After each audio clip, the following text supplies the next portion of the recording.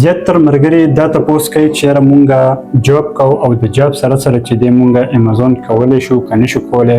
مونږ د امازون کورس کول غواړو، مونږ په امازون باندې کار سټارټول غواړو، خو هلته مونږ جاب کوو، مونږ سره دونه ټایم نه وي. نو آیا د جاب سره سره چې دی مونږ په امازون باندې چې دی هغه کار کولی شو که نشو کولی؟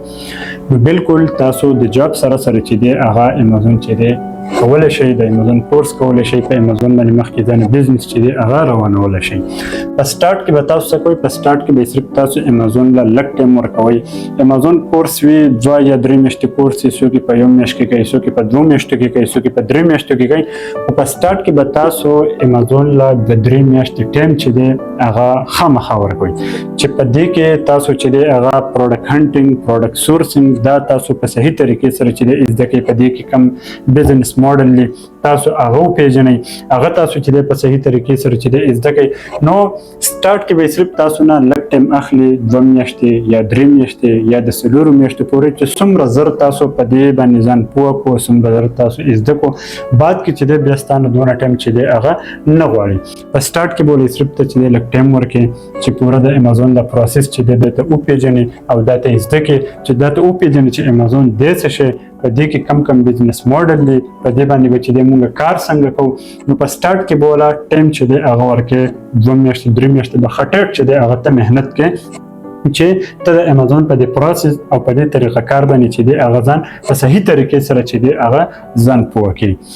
نو بعد کې چې کله بیا تا په امازون کې خپل لیسټینګ وکړو یا تا خپل پروډکټ لانچ کړل، نو بعد کې بیا امازون ستانه دونه ټایم چې دی هغه نه غواړي.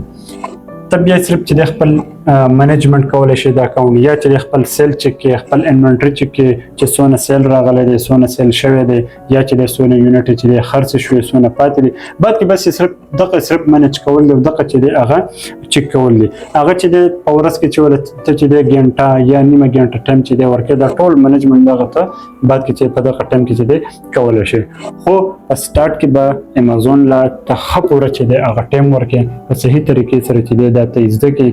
نو کم ملګري چې دی هغه جاب کوي او د هغوی دا خواهش وي چې یاره مونږ په امازون باندې مخکې کار وکړی او مونږ په امازون کې خپل بزنس روان کړی، خو هغوی په دې خبره کې کنفیوز دي چې یاره مونږ هلته کې جاب کوو، د جاب سره سره چې دی نو دا کار مونږ کولی شو او که نه شو کولی.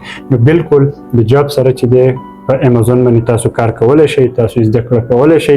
خو د دې سره سره چې دی تاسو لږ د کمپیوټر چې دی هغه سکیل پکار وي، چې تاسو لږ په ایکسل کمپیوټر په کار باندې چې دی لږ پوهېږئ. نور دې کې چې دی یا تاسو تعلیم وي یا نه وي، دونه دې هغه ته چې دی خبرو ته پکې ضرورت نشته، کولی شئ.